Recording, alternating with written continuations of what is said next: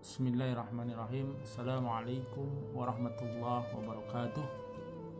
Innal hamdalillah nahmaduhu wa nasta'inuhu wa nastaghfiruh wa na'udzubillahi min shururi anfusina wa min sayyiati a'malina may yahdihillahu fala mudilla lahu wa may yudlil fala hadiyalah.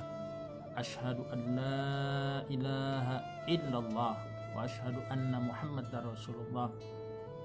Allahumma shalli ala sayyidina Muhammad wa ala ali sayyidina Muhammad.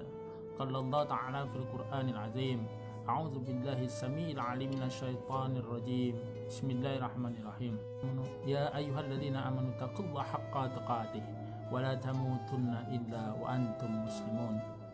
Hadirin jamaah, para pemirsa yang insyaallah semuanya dirahmati oleh Allah Subhanahu wa taala. Pertama-tama mari kita panjatkan puji syukur. Puji syukur kita panjatkan kepadanya Allah Subhanahu wa taala, Allah yang Maha Ghafur. Puji syukur kita panjatkan kepadanya Allah Subhanahu wa taala, Allah yang Maha Pengasih, Allah yang tidak pernah pilih kasih, Allah yang Maha Penyayang, yang sayangnya tiada terbilang. Puji syukur kita panjatkan kepadanya Allah Subhanahu wa taala, Allah yang Maha Menatap, Allah yang mengetahui segala lintasan hati kita. Puji syukur kita panjatkan kepadanya Allah Subhanahu wa taala. Karena apa? Karena sampai dengan hari ini kita masih diberikan satu karunia yang luar biasa. Kita masih diberikan nikmat yang utama, nikmat iman, nikmat Islam, nikmat sehat, nikmat waktu luang.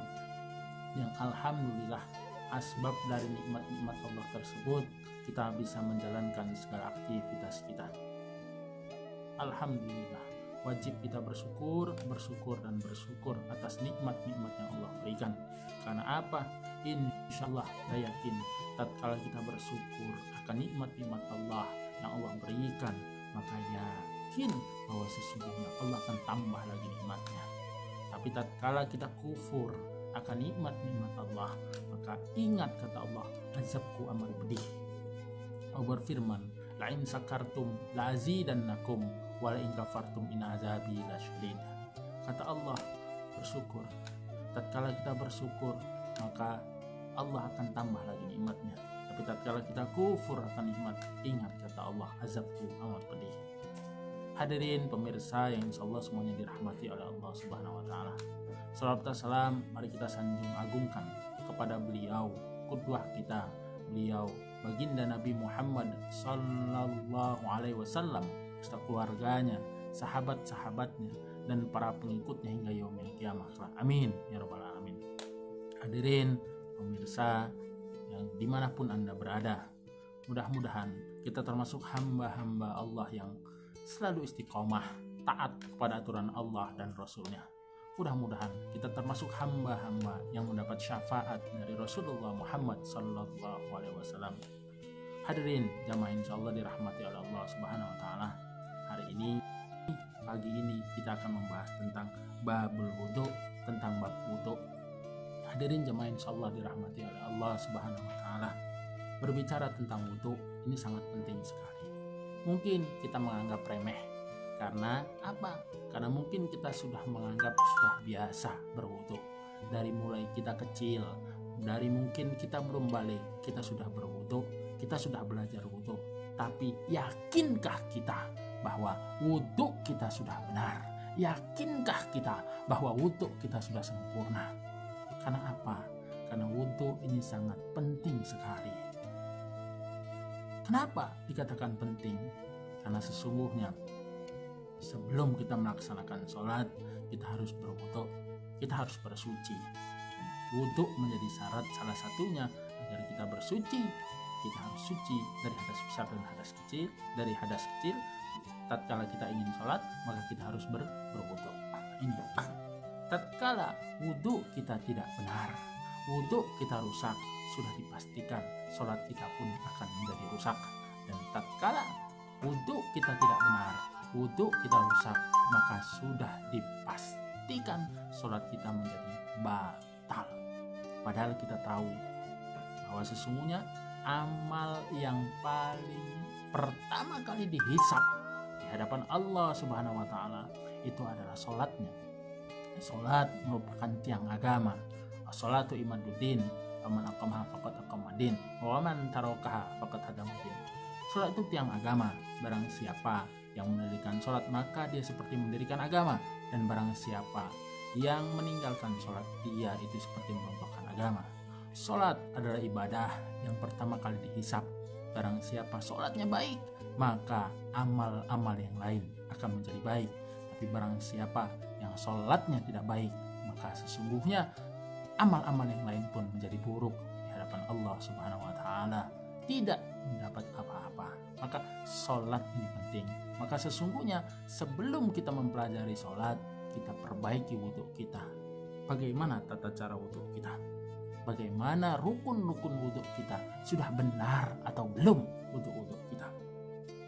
Hadirin jemaah insyaallah dirahmati oleh Allah Subhanahu wa Ta'ala. Allah Subhanahu wa Ta'ala berfirman dalam surah Al-Maidah. Allah berfirman, A'udzu billahi samii'il 'alim minasyaitonir rajim. Bismillahirrahmanirrahim. Ya ayyuhalladzina amanu idza kuntum ilas shalah faghsilu wujuhakum wa aydiyakum ilal marafiqi wamsahu bi ru'usikum wa arjulakum ilal ka'bain. Al-ayah. Kata Allah dalam firman-Nya, ya ayyuhalladzina amanu, hai orang-orang yang beriman. Ingat, ini khitabnya, ini yang dipanggil ada hanya orang-orang yang beriman, bukan ya ayyuhannas, bukan hai manusia, tapi ya ayyuhalladzina amanu, hai orang-orang yang beriman. Idza kuntum ila shalah, apabila apabila kuntum ila shalah, kalian hendak mendirikan salat. Apa kata Allah di sini? Faghsilu wujuhakum, maka basuhlah wajah kalian. Kita harus memahami di sini makna faghsilu, basuh. Membasuh ini beda dengan mengusap. Bagaimana membasuh itu? Yang dikatakan membasuh itu adalah tatkala air itu kita menumpahkan air. Jadi mengumpulkan air dan menumpahkan air. Faghsilu dikatakan wajah. Mana yang dikatakan wajah? Wajah ini wajah lah. Wajah. Maka tatkala faghsilu wujuhakum, maka basuhlah wajah kalian. Maka air, menumpahkan air, maka ini mohon maaf. Maka tatkala bahasa di sini adalah faghsilu, maka tatkala ada kita memakai kosmetik, mohon maaf untuk yang perempuan bahwa sesungguhnya tatkala memakai bedak, maka tatkala faghsilu wujuhakum, maka pastilah bedak-bedak itu akan hilang. Ini faghsilu. Maka bukan cuma menempel, bukan cuma mengusap. Maka tatkala kita cuma menempel-nempel saja, maka itu bukan dikatakan faghsilu dan wudhu kita menjadi rusak, wudhu kita tidak sah. Maka bahasa di sini adalah faghsilu wujuhakum wa aydiyakum ilal marafiqi, dan tangan kalian ilal marafiqi, tangan sampai dengan siku. Hadirin jemaah insyaallah dirahmati oleh Allah Subhanahu wa Ta'ala. Basuh tangan sampai siku. Kita mungkin mohon maaf pernah melihat bagaimana orang yang berwudu, atau mungkin kita tanpa sadar kita berwudu seperti kalau kita berwudu di keran air, mungkin itu kita sering lihat ada orang yang berwudu itu tangannya begini saja ya. Padahal yang benar bagaimana? Di sini bahasanya adalah dikatakan di sini wa aydiyakum ilal marafiqi, tangan sampai dengan siku. Jadi mana yang benar? Maka yang benar adalah begini. Inilah tangan sampai siku. Tangan sampai siku dibasuh. Inilah bahasanya yang baik, bahasa yang sempurna. Nah, dikatakan lagi ilal marafiqi, sampai dengan siku. Lalu dilanjutkan dalam ayat ini, wamsahu biru'usikum, dan usaplah ru'usikum, kepala kalian. Hadirin jemaah insyaallah dirahmati oleh Allah Subhanahu wa Ta'ala. Di sini kita lihat bahwa sesungguhnya kalimat ataupun kata dalam ayat ini dikatakan ra'sun, ru'us. Di sini dikatakan kepala kalian. Maka perlu kita fahami dalam hal ini. Tidak dikatakan sya'run, tidak dikatakan rambut, tapi dikatakan ru'us. Di sini ra'sun biru'usikum, kepala kalian. Maka wudhu yang sempurna adalah dengan apa? Mengenai yaitu kepala, bagian kulit kepala. Yang dikatakan kepala mana? Inilah kepala. Maka kepala di sini ini yang terpenting. Maka wudhu yang sempurna, wudhu yang benar adalah menempelkan ataupun mengenai air itu di kulit kepala. Kulit kepala ini, bukan di rambutnya. Karena mohon maaf, hari ini kadang-kadang masih ada pemahaman sedikit, mereka menganggap cukup di rambutnya saja, cukup dengan rambutnya saja, maka ini tidak sempurna. Maka bagian kepala. Lalu dikatakan wa arjulakum ilal ka'bain, dan kaki kalian ilal ka'bain sampai dengan mata kaki. Hadirin jemaah rahimakumullah. Ini pemirsa yang insya Allah dirahmati oleh Allah Subhanahu wa taala. Dalam surah Al-Maidah ini adalah bentuk dari rukun-rukun wudu. Maka yang dikatakan rukun apabila ditinggalkan maka tidak sah wudunya. Maka yakin apa? Yang pertama jelas pasti niatnya. Niat. Maka setelah niat, maka apa? Di sini dikatakan ada membasuh wajah, lalu tangan sampai dengan siku, kepala, dan kaki sampai dengan mata kaki. Tatkala ditinggalkan, maka jelas wudunya menjadi rusak. Tatkala ditinggalkan, jelas wudunya menjadi batal. Kalau wudunya rusak, maka jelas pasti sholatnya pun akan menjadi tidak sah. Maka pentingnya wudu. Selebihnya apa? Selebihnya sunnah. Ini selebihnya adalah sunnah. Ini wudu yang sempurna. Mengapa wudu ini sangat penting? Rasulullah Muhammad sallallahu alaihi wasallam pernah menyampaikan bahwa begitu pentingnya wudu, keutamaan wudu, sampai-sampai dikatakan dalam satu hadis bahwa apabila kita berwudu secara sempurna, maka bisa menghilangkan dosa-dosa kita. Hadirin jemaah, para pemirsa yang insya Allah dirahmati oleh Allah Subhanahu wa taala.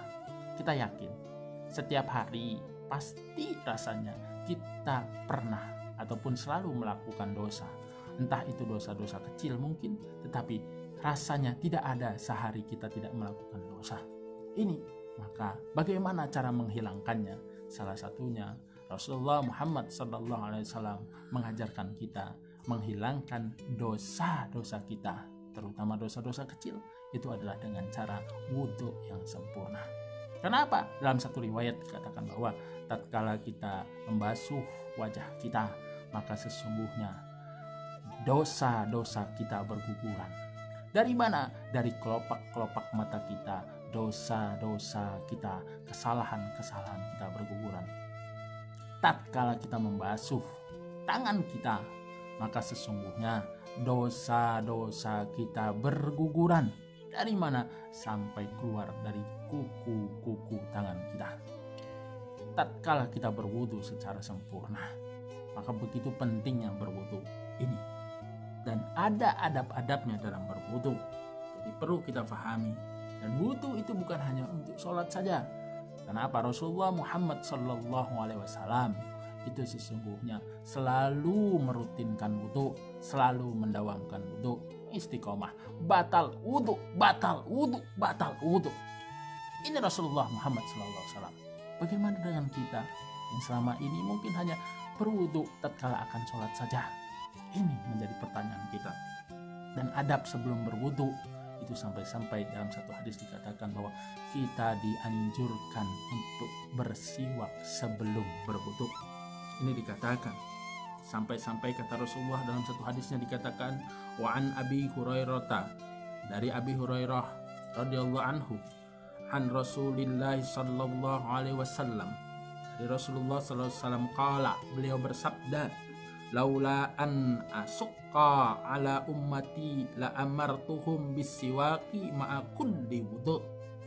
Dikata Rasulullah Muhammad sallallahu alaihi wasallam bahwa sesungguhnya seandainya tidak memberatkan ala ummati, memberatkan umatku, kata Rasulullah, maka la amartuhum bisiwak ma'a kulli wudu, sesungguhnya akan aku perintahkan umatku itu untuk bersiwak sebelum mereka berwudu.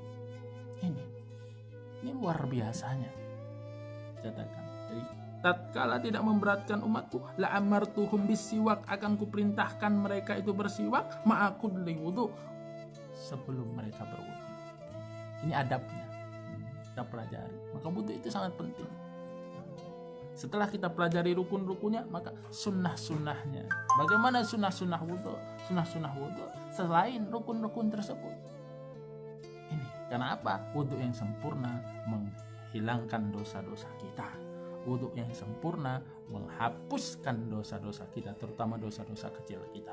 Wudhu secara sempurna, termasuk luar biasanya ada satu yang mungkin ini jarang kita lakukan. Salah satu sunnahnya wudhu itu adalah saat kita menghirup air ke hidung kita lalu dibuangkan. Ini termasuk menghilangkan kotoran-kotoran. Bahkan luar biasanya. Kenapa? Ini Allah perintahkan, Rasul perintahkan. Rasulnya apa?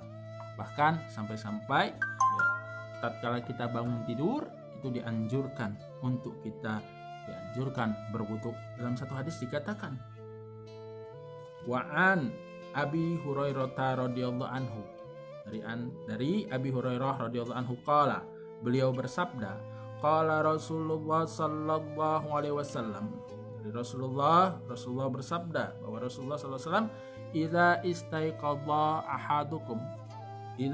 istaiqadha tatkala bangun ahadukum, ya, bangun dari tidur, ahadukum salah seorang di antara kalian, mim manami dari tidurnya, falyastansir salasan, maka hendaklah dia menyemprotkan air dari dalam hidungnya, fa inna syaitana yabitu ala khaisumihi, muttafaqun alaih. Karena apa? Kita diperintahkan untuk menyemprotkan air di dalam hidung kita. Menyemprotkan air dari dalam hidung kita apa? Karena fa inna syaitana yabitu ala khaisumihi, karena setan semalam berada dalam hidungnya. Ini perintahnya salah satu sunnahnya wudhu itu adalah yang sering mungkin kita tinggalkan. Apa? Itu dengan menghirup air sedikit ke hidung lalu disemprotkan, keluarkan. Ini salah satunya. Kenapa? Kita tidak tahu bahwa sesungguhnya setan itu senang untuk bersemayam dalam hidung-hidung kita. Hadirin jemaah yang insyaallah dirahmati oleh Allah Subhanahu wa taala. Maka kita pelajari wudhu dengan sempurna. Ya, termasuk salah satu kesunahannya adalah apa? Menyela-nyela jenggot. Ini menyela-nyela jenggot jika yang dia memiliki jenggot, maka itu termasuk adalah sunnahnya. Ini hadirin jemaah insyaallah dirahmati oleh Allah Subhanahu wa taala. Begitu pentingnya wudhu. Kenapa? Dan wudhu tadi dikatakan bahwa tidak hanya untuk sholat, karena sesungguhnya nanti pada yaumil qiyamah nanti Rasulullah akan mengenali dari mana? Dari umatnya yang sering berwudhu, dari umatnya yang rajin berwudhu, dari umatnya yang istiqomah berwudhu. Ini. Maka Rasulullah Muhammad sallallahu alaihi wasallam mengenali umatnya. Kenapa? Apa istimewanya orang yang sering berwudhu? Apa istimewanya orang yang selalu mendawamkan wudhu? Karena sesungguhnya nanti pada yaumil qiyamah nanti mereka yang senang berwudhu, maka mereka akan bercahaya wajahnya, bercahaya tubuhnya, karena dengan seringnya mereka berwudhu, istiqomahnya mereka berwudhu. Dalam satu hadis katakan, wa an Abi Hurairah radhiyallahu anhu, dari Abi Hurairah radhiyallahu anhu qala, beliau berkata, sami'tu Rasulullah sallallahu alaihi wasallam yaqul, aku mendengar Rasulullah sallallahu alaihi wasallam bersabda, inna ummati, sesungguhnya umatku, ya'tuna yaumal qiyamah ghurra muhajjalina bil wudu, faman istata'a minkum ayyutila ghurratahu falyaf'al, muttafaqun alaih. Ini dikatakan dalam satu hadis, dikatakan bahwa sesungguhnya umatku akan datang di hari kiamat itu dengan bercahaya sebab bekas wudhunya. Ini, maka rajinlah kita berwudhu, istiqomahlah kita berwudhu. Hadirin jemaah yang insyaallah dirahmati oleh Allah Subhanahu wa taala. Lalu termasuk dianjurkan untuk sunnah berwudhu adalah mengucap asma Allah. Ini mengucap asma Allah dianjurkan untuk berwudhu, sunnah ya, mengucap asma Allah. Hadirin jemaah insyaallah dirahmati oleh Allah Subhanahu wa taala. Dan sunnahnya berwudu adalah dengan mengulanginya dengan 3 kali dan 3 kali. Ini perlu kita pahami. Hadirin jemaah dimanapun insyaallah Anda berada. Setelah kita memahami rukun dan kita memahami tentang sunnah wudu, maka kita pun harus memahami apa saja yang membatalkan wudu. Kenapa? Jangan sampai kita tidak mengetahui apa saja yang membatalkan wudu. Ini kita sering mungkin mendengar bahwa tatkala wudu yang batal seperti apa. Yang pertama, bahwa yang membatalkan wudu itu adalah keluarnya sesuatu dari 2 jalan. Apa saja itu? Dari jalan depan dan jalan belakang, dari kubul dan dubur. Buang air kecil dari kubul, buang air besar, atau mungkin buang angin, ataupun sesuatu apapun itu. Dia tidak buang air besar, tetapi keluar dari dubur yang mohon maaf tertelan kelereng. Lalu tatkala dia keluar dari jalan belakang, yang keluar adalah kelereng, maka itu pun membatalkan. Ini dia membatalkan. Maka di sini dikatakan maka wudu yang sempurna. Nah, maka perlu kita pahami keluarnya sesuatu dari 2 jalan. Lalu tidur pulas itu membatalkan wudu. Timbul pertanyaan, kayak mana kalau seandainya dia duduk tapi tertidur? Mohon maaf, kadang-kadang bapak-bapaknya saat melaksanakan sholat Jumat, mendengar khutbah Jumat, ini ada beberapa orang yang mungkin saking lelahnya lalu apa? Tertidur. Nah, ini. Lalu apakah ini membatalkan wudu?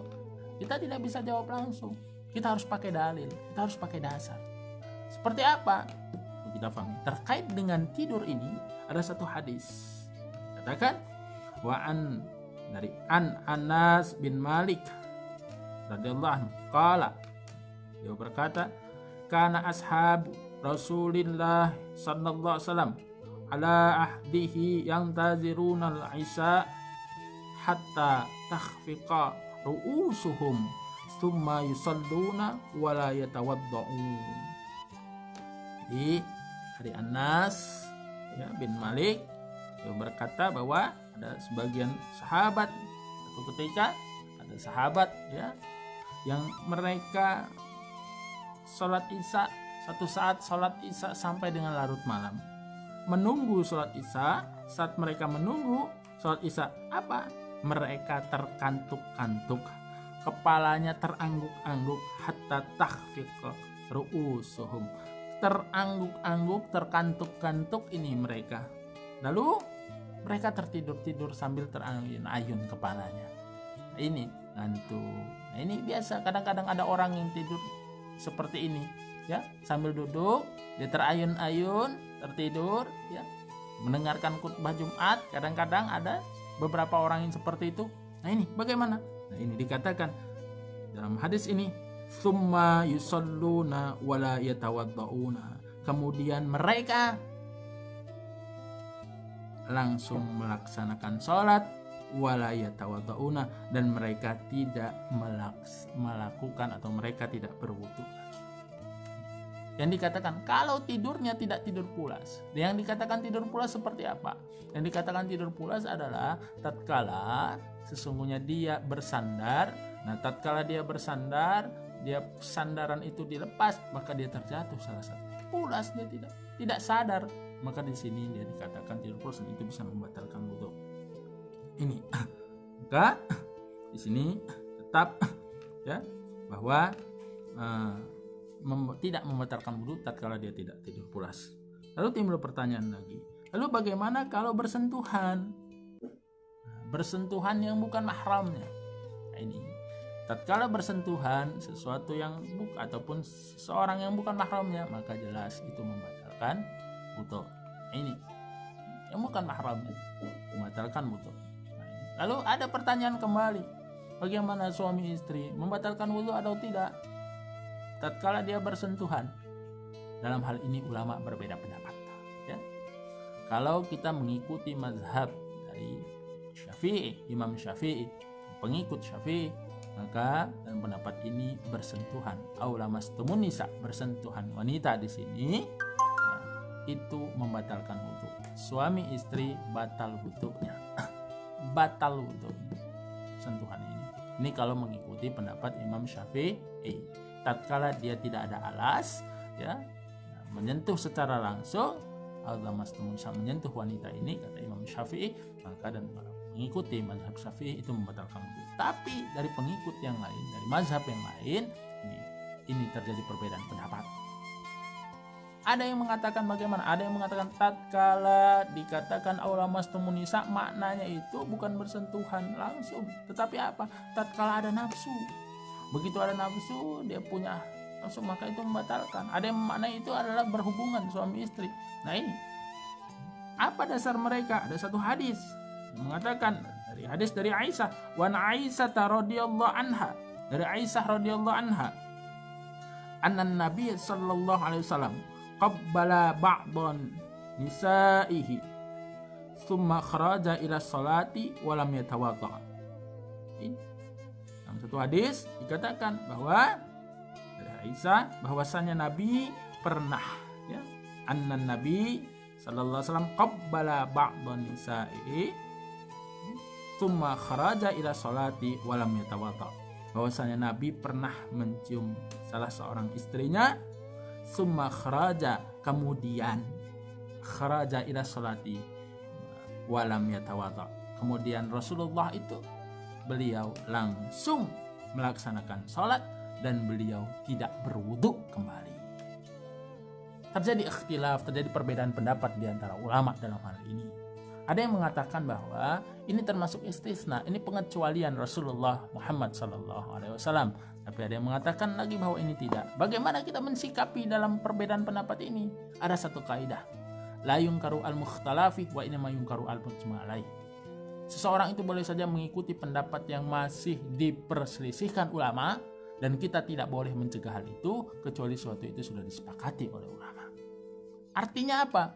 Artinya tatkala ini pembahasan masalah ranah-ranah khilafiyah, maka sesungguhnya pilihan bagi kita.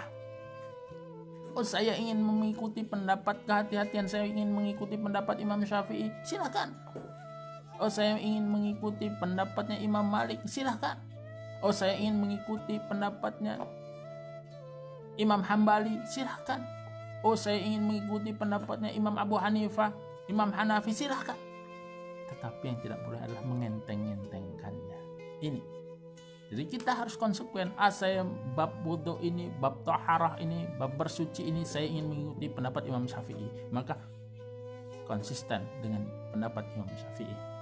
Oh, saya ingin mengikuti pendapat Imam Malik, konsisten dengan pendapatnya Imam Malik. Jangan hari ini mengikuti pendapat Imam Syafi'i, besok mengikuti pendapat Imam Malik, besoknya lagi pendapat Imam Abu Hanifah, dan lain sebagainya. Ini yang disalahkan. Maka jangan sampai kita termasuk orang-orang yang termasuk mengenteng-entengi.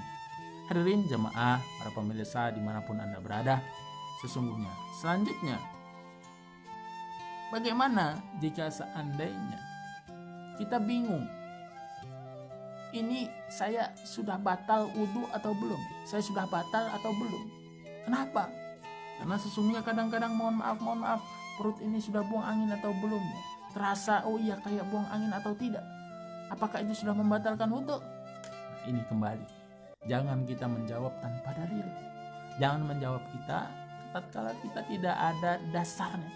Maka bagaimana? Satu hadis katakan, wa an Abi Hurairah radhiyallahu anhu, dari Abi Hurairah radhiyallahu anhu, qala Rasulullah sallallahu alaihi wasallam, Rasulullah sallallahu alaihi wasallam bersabda, idza wajada, apabila wajada ahadukum, apabila kalian merasakan, menemukan fi batnihi, di dalam perutnya, syai'an, sesuatu, fa askala alaihi, lalu kalian ragu-ragu, di dalam perutnya ini kita sakit perut. Nah, ini kayak buang angin atau bukan ya? Ini kayak buang angin atau bukan ya? Nah, ini kita bingung. Ini buang angin apa bukan? Akhraja minhu syai'un. Nah, ini sudah keluar atau belum ya? Akhraja minhu syai'un, apa ini yang keluar ini? Nah, ini ya. Di sini dikatakan, ya, ragu-ragu nih, amla, iya atau tidak, iya atau tidak. Ini sesuatu ini membingungkan kita. Ini saya sudah buang angin atau belum? Nah, ini buang angin atau bukan ya? Ragu-ragu. Maka apa? Dikatakan, fala yakhrujanna minal masjidi. Fala yakhrujanna, maka jangan kalian keluar minal masjidi, dari masjid, hatta yasma'a sautan, sehingga yasma'a, kalian mendengar, sautan, suaranya, sautan, suara, au yajida rihan, ataupun mencium baunya. Ini maka tatkala kita ragu-ragu di sini, kecuali jelas-jelas kita yakin bahwa ini sudah batal, ya memang harus berwudu. Tapi tatkala kita masih ragu, kita belum yakin, nah ini al yaqinu la yazulu bisa, yazinu bisa. Ini keyakinan itu menghapus keraguan-raguan. Maka di sini, maka perlu kita pahami dalam hal ini, jangan sampai kita salah, jangan sampai wudu kita menjadi rusak. Hadirin jamaah, para pemirsa yang insyaallah semua dirahmati oleh Allah Subhanahu wa taala. Lalu termasuk yang membatalkan wudu adalah hilang akal. Ini juga membatalkan wudu, gila, menghilangkan. Nah, ini membatalkan wudu. Lalu keluarnya sesuatu itu termasuk dikatakan sesuatu di situ. Buang air dan madhi. Nah, ini madhi, mani, sperma itu membatalkan wudu. Maka kita harus memahami bagaimana wudu kita yang sempurna. Ini perlu kita pahami agar apa?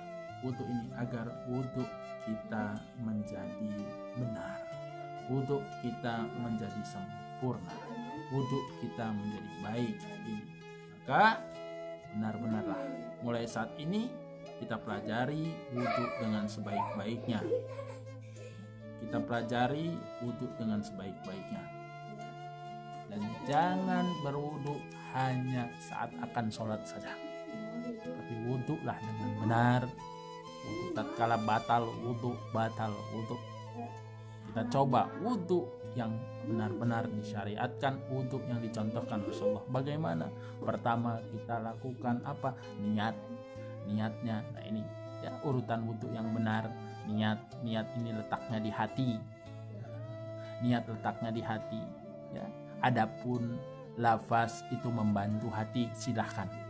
Bagi yang mau melafazkannya, nawaitu wudu'a li raf'il hadasil asghari lillahi ta'ala, silahkan.